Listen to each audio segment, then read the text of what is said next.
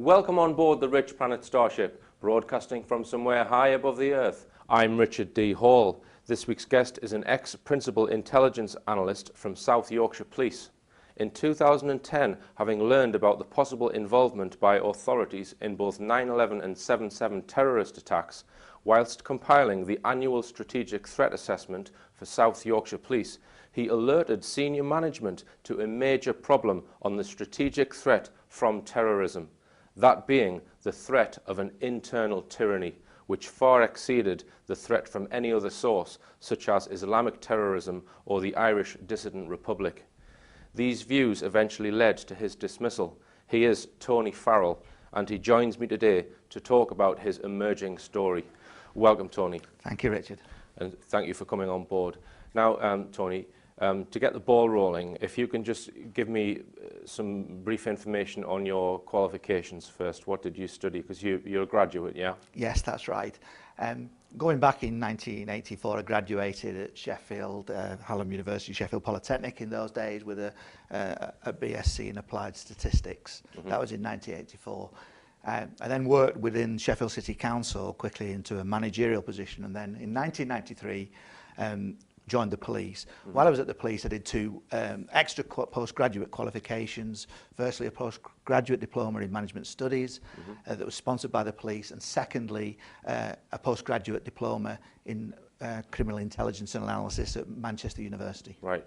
So you're not a police officer, no, but you work for the police. Staff, yes. Right. Support staff. That's correct. And you've been an intelligence analyst for how long? I've been a principal intelligence analyst since 1998, sorry. Okay, now just as a broad overview, I think there are 43 forces in the UK. That's correct, in England. Each one of them employs intelligence analysts for a range of purposes, I guess, but each one has one single principal intelligence analyst. That's normally the case, yes. So you were the principal intelligence analyst at South Yorkshire Police. So, yeah, the head of profession of intelligence analysts is another way of describing that.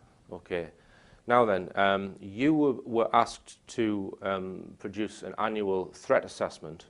That's correct. This was due to be handed in, I believe, last year in July. That's correct. But you started to learn about various, well, we'll call them theories, which you thought should be worded into your threat assessment. You assessed, you learned about certain things to do with 9/11 and 7/7, and you believed that they represented some kind of threat. So can you explain that for us? What led you to information about these terrorist attacks? Right. Well, there are two components. There was my work for the police and my homework were different, and both came into horrible conflict. So I was asked to do a strategic threat assessment matrix, a simplified model of a strategic threat assessment. And I'd always assumed that the terrorist threat was as government narrative would have us believe. So I believed the story of 9/11. As I think most people did on the day it happened. That's right, yeah. And I'd never had any reason to doubt that. And likewise with 7/7. And that was very much the case in the lead up to when the assignment was due, which was on the 8th of July. 2010. That's correct, yes. So I was preparing all my one of my major assignments, happily not anticipating any problem. However, I have interests in my home study in geopolitical events and the history of the church. And in looking at that, I came across information on the New World Order. I didn't like the looks of, and researched more into that just as an interest, outside interest. But it was at that point, shortly before the assignment was due, that I came across, without looking really for it, information on 9/11, which was so utterly compelling, or damning, about the actual official narrative. And using my analytical skills, it wasn't difficult to balance one against the other. And I came to the belief and conclusion that 9/11 was a massive inside job false flag attack. And that clearly posed me a problem with completing one component part of the strategic threat assessment, which was the terrorism aspect. But a minister I spoke to just prior to the deadline suggested I look into 7-7. It was speculative. I didn't, in my wildest dreams, believe that could be the case. So this Sadly, is the 7-7 London bombings of 2005. 2005. 56 people died. Yes. So you looked to see whether there was information. I put the alternative hypothesis to the test and researched in my own time, in my home study, everything and anything I could find. And it wasn't long before I came to the conclusion that, sadly, 7-7, in my opinion, was a monstrous lie, perpetrated by our own intelligence services with clear government complicity at the time. Okay, now, so you then saw that as the major threat and wanted to include this in your threat assessment? Well, clearly, if all the expectation was that I would follow the norm and actually articulate a threat that was from Islamic terrorists and Al-Qaeda, not drawing from any particular internal source other than government document narrative on that issue. This was a strategic threat, so it would be something that would support the government policy at the time, the contest, the prevent strategy that police forces were enforcing. But that was horribly contradictory to my belief, my genuinely held beliefs that wasn't necessarily the case. In fact, the case was the exact opposite of the worst possible kind, internal tyranny. So you were due to present your report on the 8th of July last year. That's correct, yes. But because of these reservations, you thought that you'd flag them up with a detective chief inspector? Is that detective superintendent. Sorry, detective superintendent. A director of intelligence, yes. Right. So who did you report to directly, Tony, first? I reported, my relationship was most closely with the director of intelligence, and I had a line management responsibility to do a check to detective chief inspector for day-to-day reporting. Right. But for the strategic work, it was always for the director of intelligence. And where would the director of intelligence be based at? He would be based in headquarters of South Yorkshire Police, right, in the specialist crime services. Right. So you thought, look, I want to mention the threat of internal tyranny in my report because you believed that this was the bigger threat. Well, the first thing I needed to do, I felt obliged to do, is given my beliefs, formulated by my own home study, that ran horribly contradictory to the government narrative. The first thing I felt compelled to do was to alert management to that predicament that I was in. That I know, as the analyst tasked to do the threat assessment, yes, my assessment of threat was not in accordance with their conceptual model of threat. Yes. If their conceptual model of threat was for Islamic terrorists being a major threat to the UK citizens. So you presented the detective superintendent with, well, these two sheets that you drew up about 9/11 and 7/7 being inside jobs. They were very much. This was all happening thick and fast, and this was an alert, saying a briefing note saying, Houston, we have a problem here. Yeah. You know, there's so much information, if you know how to look for it, that's out there that offers compelling evidence, in my opinion, that the government have told massive lies on 9/11 and 7/7, the respective governments, and that in itself is a threat. So I was flagging this up, saying, look, we need to look at what's out there. So this is 2 days before you were due to submit this report. Right, now, just read from the sheets that you prepared. You presented these to your superior officer. Rapidly growing body of Americans who no longer believe the Pentagon version of 9/11.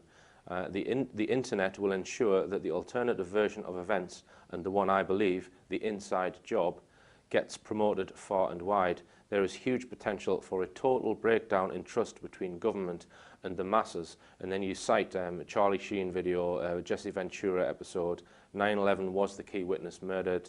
You've also mentioned 9/11 NYPD, the first responder speaks out. And also you mentioned loose change, that's the 9/11. So you were kind of coming at it from the point of view of, hey, look, the people are seeing the truth and there are going to be a backlash against the government because of this, and you saw that as a potential threat to the police might have to look Clearly at. that was relevant. Okay. I anticipated that there was a shift. It seemed clear that there was a growth of doubters in America, and that would actually at some stage come a tipping point. Right. And that if that, with the internet, the power of the internet, such things can grow exponentially. Yes. And therefore that in itself would be a threat to community cohesion. Yes. So I was simply at this stage alerting, without necessarily taking a side, but alerting my management to a potential problem that I didn't think they would alert to. Right, okay. Now, on 7/7, you said that there exists some very well documented research available on the internet to suggest that the 7/7 bombings were also an inside job, deliberately engineered to justify Prime Minister Tony Blair's decision to stand shoulder to shoulder with George Bush in the case for going to war in Iraq. There is a highly professional and determined movement from USA led by Alex Jones. That seems determined to get the truth out at all costs. The alternative version of events presented appear extremely plausible, especially if it is assumed that 9/11 was an inside job. Jones's message is likely to rapidly gain in strength through the use of YouTube and internet, especially if the US government's version of 9/11 becomes widely discredited, as I think it will be in the fullness of time. There will be a total outrage with the masses and a breakdown of trust between government and the population of the UK. So you saw the threat as becoming a conflict between people who were trying to find the truth about these events that they've been lied to, their false flag attacks. Okay, so what happened when you presented these to your officer? Well, it certainly didn't go down very well. I took a couple of peer officers in the room and for the first time alerted management to this. And the doors were quickly shut. So you wanted a couple of witnesses in there because you felt you you were quite undoubtedly worried at that point. When I first put my head above the parapet, which was on the 6th of July, it was with some understandable trepidation that I did this. And at this stage, I wanted somebody to see, other than the manager, to see this. But they were quickly moved out of the office, and I had a one-to-one with the director of intelligence, and we discussed this in an amicable way. But there was pressure on me to immediately go to occupational health because of a perception that I was feeling unwell. Right, so this one officer tried to make out that there was something wrong with your mental state. So is that what he was trying to say? Possibly. I don't know exactly why they were. I can only speculate as to why they wanted me to go to occupational health. They would clearly say it was for my welfare. They would clearly say they were worried about me. In actual fact, I'd never felt better or stronger, and I was fine at work. There was no sickness issues or anything like that. Clearly, I was doing something that was required me to, in a way, stick my head above the parapet. And doing it for the first time, there was some understandable trepidation, which they would have seen. But this was such a big issue. So you then refused to go to the occupational, or did you go? I declined. I made it clear that I didn't think there was anything wrong with me. I didn't feel unwell. I felt perfectly fine. And I had just brought them to attention something exceptionally serious that I needed to alert them on. Now, they then told you to take a couple of days off. No, not exactly. What happened was that the assignment was due on the 8th of July. Yes. And they wanted to make sure that I could deliver on the assignment to a board meeting that was taking place on the 8th of July. So their first primary concern seemed to be to make sure everything stayed on track for that. Yes. So the assignment that I was tasked to do, the Strategic Threat Assessment Matrix, they still wanted out, but they wanted it out in such a way that the alert that I'd given them had to be ignored. It couldn't be considered. Right. Okay. And that the terrorist threat still had to be consistent with the government narrative, i.e. the terrorist threat had to remain Islamic terrorism. Yeah. Right. Now, at that point, is that when they then said, look, go away for a few days and write a report? No, ironically, 5 years to the day, 7th of July, my other manager, a detective chief inspector, spent the day with me just to make sure that everything was on track for delivery of the product, the assignment. So we worked together, Right. still of a mind that I was going to hand over a strategic threat assessment matrix that would actually be complicit in what I now believe to be a lie. Right. I felt sick as I was going through my work, because all of a sudden I'd had that paradigm shift, whereby I could not, in my conscience, go along with this. Yeah. But my managers didn't seem at all concerned. They just wanted that product delivered for the Intelligence Strategy Board, and business could carry on as normal. Yeah. They didn't want me to alert them to this issue, or that's how it appeared.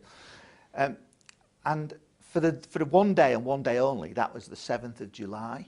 Last year, Last 2010. year, I went along with that, and I was all prepared to deliver on the 8th of July, the full strategic assessment in accordance with what they want. Right. Right? But in my mind, it would have to go along with go with the lie. When I went home on the evening of the 7th of 7, a defining moment, my valley of decision came to me that evening. Right. And I knew, conscience-wise, with the faith I have, I could not, in all honesty, go in and hand over my assignment, because to my mind that would have made me complicit in the monstrous tyranny that had occurred in 9/11 and 7/7, because I would have been supporting the lie knowingly, given what I was now convinced was a monstrous lie, and conscience would not allow me to do that. Okay then, Tony, well, we're going to go for a short break. It's very powerful stuff, and we'll find out after this break what happened to you next.